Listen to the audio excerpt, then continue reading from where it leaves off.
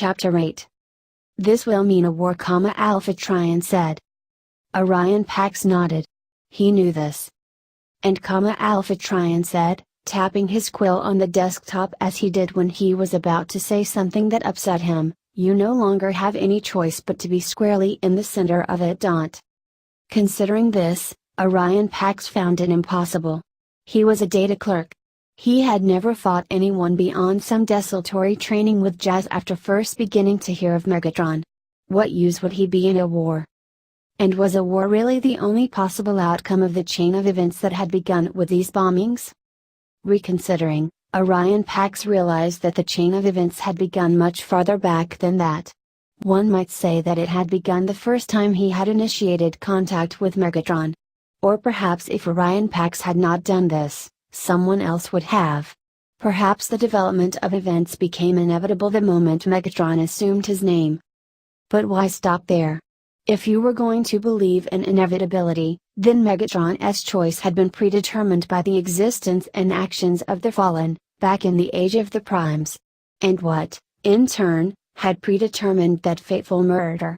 How far back did you look for cause and effect before you had to acknowledge that certain effects had unknowable causes? It is difficult to assimilate this idea that you have an unaccustomed role to play, Alpha Trion said. Yes, Orion Pax said. Megatron, too, might not find himself playing the role he expected, Alpha Trion went on. What is your sense of him? Why are you asking me? You've seen everything I have. I have not met him. Let us not pretend that your face-to-face meeting didn't take place. Orion Pax was taken aback. He had never thought to deceive Alpha Trion, but he also would not have minded if the topic of his meeting Megatron had never been broached. No, he said. No point pretending about that. I do not regret meeting him. Then I repeat my question. What is your sense of him? He is a leader, and he has many followers, Orion Pax said. More than anyone would believe, I think. He believes in things that I believe in as well. He has the best interests of Cybertronians at heart. That is my sense of Megatron. After a pause, expecting a response and getting none, he added, what is yours? What I think about Megatron is this. Alpha Trion flipped open the immense book on his desk, but closed it without looking at a page. He believes what he professes to believe. You may count on that. What you must consider is whether his methods may ultimately undermine his ideals. For some time Orion Pax was silent. Alpha Trion let him think. Eventually he asked, what conclusion have you reached? Whatever Megatron may believe, Orion Pax said, I think that I must be there to act as a check on his methods. Do you think he ordered those bombs? Orion Pax shook his head. No. What makes you think this way? I wish I could argue more effectively, Orion Pax said, but my reason in the end is this: if Megatron had ordered something like that, he would want every Cybertronian to know he had done it. Alpha Trion was nodding. Yes. If Megatron is undone, it will not be due to a failure of his ideals, but a failure of his ego. But who without ego would ever lead? Orion Pax wondered. Know this, Orion Pax, Alpha Trion said. In times of war, much is proven about the true nature of those who fight. It may be that you will not learn the truth about. Yes, Orion Pax said. About Megatron. Alpha Trion stared at him until Orion Pax grew acutely embarrassed about his interjection. When the archivist spoke again, his tone was sharp. Only a fool interrupts his elders. The war that comes, if it comes, will teach you a final truth about yourself. He emerged from his audience with Alpha Trion to find amazingly Shockwave waiting for him out in the public access area of the Hall of Records. Librarian, the Mechagurgent said. You would perhaps do me the honor of accompanying me on a tour. I know little of Aiken, having spent most of my time in less savory circumstances. Orion Pax didn't have to try hard to get the subtext. What would you want to see? As they walked together toward the front door, Shockwave showed him a location on a small screen that unfolded from the outside of his forearm. "I think I know where that is," said Orion Pax. The observatory of Icon was the finest surface-based astronomical facility on the planet Cybertron. It was one of Orion Pax's favorite places, and he went there whenever he could to remind himself of the destiny that awaited bold Cybertronians who dared reach beyond their planet toward the stars. And it was there that he led Shockwave, and there that Megatron met them, in the shadow of the Great Solar Telescope. Orion Pax was nervous and a bit angry. "Things are getting out of control," he said. "The kind of thing that needs to happen is not the kind of thing that can be controlled," Megatron said.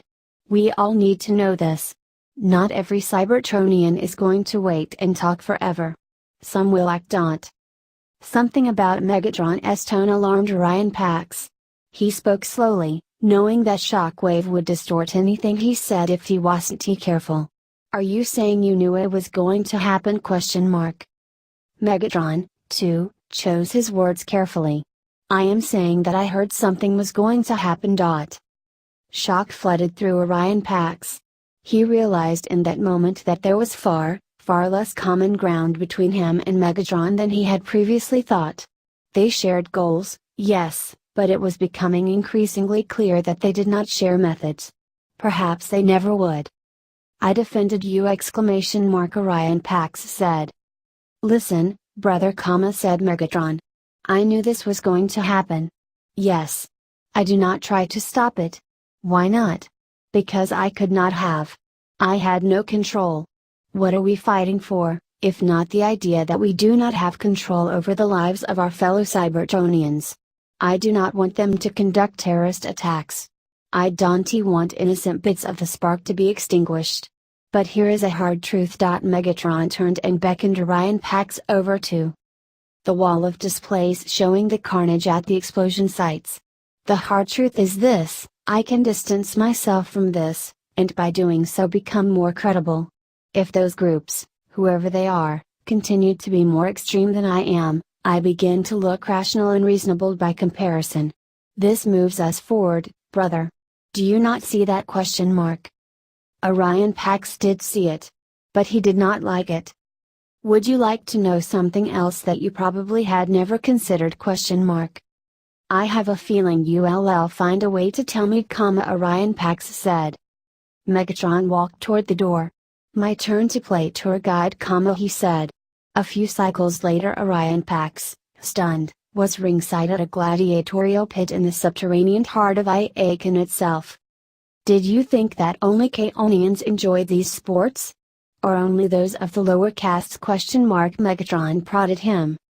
In the pit, two creaking Cybertronians, clearly discards from some industrial enterprise, faced off against a swarming army of Minicons. More Minicons than Orion Pax could count were already lying crushed and broken on the pit floor, which unlike the Kaonian pits was made of welded steel.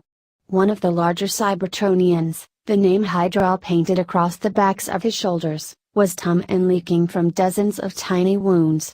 The other was in better shape as they fought back to back with vibro weapons, the blades clearly customized from a scrapyard. Orion Pax turned away. Once again the presence of Megatron had taught him something about Cybertron that he hadn't necessarily wanted to know. "You don't need to take your caste grievances out on me," he said. "The caste system hasn't helped me any more than it has you. Again, that's where you're wrong. One of the large gladiators went down as the Minicons severed the connections in his right leg. They swarmed over him as the other, Hydra, swept them away with great sparking arcs of his vibroblade. Your caste is safe. You observe. You move data and put it in places where your betters decide if it has been put in the right place. Megatron tapped a knuckle against his own chest. My caste dies. We die in industrial accidents when molten alloys pour over us, or when energy leaks from a conduit and vaporizes our processors, or when liquid nitrogen shatters our limbs, or when a crane spills a cubic kilounit of raw ore and crushes us to junk. We die. You watch. Do not compare the two. He returned to watching the match. Hydra! He roared, raising an arm. The other large gladiator was dead, but the Minicons had been too eager to take him down. While they focused on finishing him off, Hydra had decimated them. He was now facing off against barely a double handful of them, with his back against one wall of the pit. One of the Minicons struggled under his foot until he leaned on it and its skull popped with a shower of sparks. Hydra! The crowd picked up the chant. Hydra! Hydra! Hydra! And incredibly, across the pit, shouting and thrusting fists into the air along with the rest of the audience, Orion Pax saw Jazz. He was with two other Cybertronians whom Orion Pax didn't know. One yellow and black, one clearly a seeker, red and silver and all sharp angles. Jazz? Orion Pax couldn't believe it. Friend of yours? Megatron asked, following Orion Pax's line of sight. He nodded. His name is Jazz. Never know who you're going to find down in the pits, Megatron said. He laughed and clapped Orion Pax on the shoulder. Come on, friend. One of the things about getting free of caste is that you get to see the world as it is. Sometimes that means seeing things you wish weren't there. The crowd erupted in a thunderous scream as Hydra finished off the last of the Minicons, holding it up and snapping pieces of it off until it fell limp. Flinging it away, he leapt onto the top of the barrier separating crowd from pit and stood, rocking back and forth. Hydra! Hydra! Hydra! Might be some competition there, said Megatron with a smirk. Competition for a hardened survivor of Kaon? Orion Pax made a great show of disbelief. Surely none of us weak, soft Hyaconians would have a prayer against the scourge of the subterranean Badlands. Oh ho, his sense of humor returns! Megatron looked delighted. On the wall-spanning holograms that hung over the pit, Hydra soaked in the admiration of his audience, and then those images disappeared, replaced with multiplied vistas of fire and destruction. The crowd fell silent, then a confused murmur spread through them. Orion Pax looked at the hollows. A factory exploded. Groups of Cybertronians ran in formation through an intersection, and 4 of them were cut down by heavy energy cannon fire from out of the frame. The rest ran on. That SLT Hex, someone said nearby. But what's happening? On one of the feed screens, Orion Pax could see that the LT Hex militias had responded. Pitched battles raged throughout the city. Other grid feeds spawned on every available bit of wall, and different perspectives on the news events flooded in. From his perch on the pit wall, Hydra looked first annoyed and then shocked. Looks like civil war, doesn't it? Megatron said. Orion Pax spun to face him, enraged. You sound happy. No. I will mourn the dead just as every other Cybertronian will. Megatron pointed at one of the screens, where civil defense forces were concentrating their fire on a pair of Cybertronians. They blew apart in a flare of ion discharge, their weapon reservoirs exploding out into the air like the visual ghost of their invisibly escaping Energon. Those two. I mourn them. You are merely shocked by their deaths. That is a difference between us, Orion Pax thought. It was true, Orion Pax realized. He saw the images of destruction, but they did not connect with him emotionally because he was still arguing for or against free will like a data clerk. He was analyzing, because he had at last taken his chance to analyze, but he had never yet taken his chance to feel. What are we coming to, Megatron? He asked, as LT Hex began to bum. The place we were always coming to, my friend, Megatron said. Power is never given up. It must be taken. And we are going to take ours. He started moving toward the door. Reflexively Orion Pax followed. Now it is time for us to join them, said Megatron. Join the fighting? Why? Orion Pax asked. No, not join the fighting. Not yet. Megatron paused for Orion Pax to catch up. But we have to go to LT Hex, because LT Hex was one of the last known locations of the Matrix of Leadership. Hey guys, what's going on? Thank you so much for watching today's episode. If you guys want to watch more like it, please subscribe to my channel and become part of the video game fanfiction plot. And please leave a comment down below and hit that like button.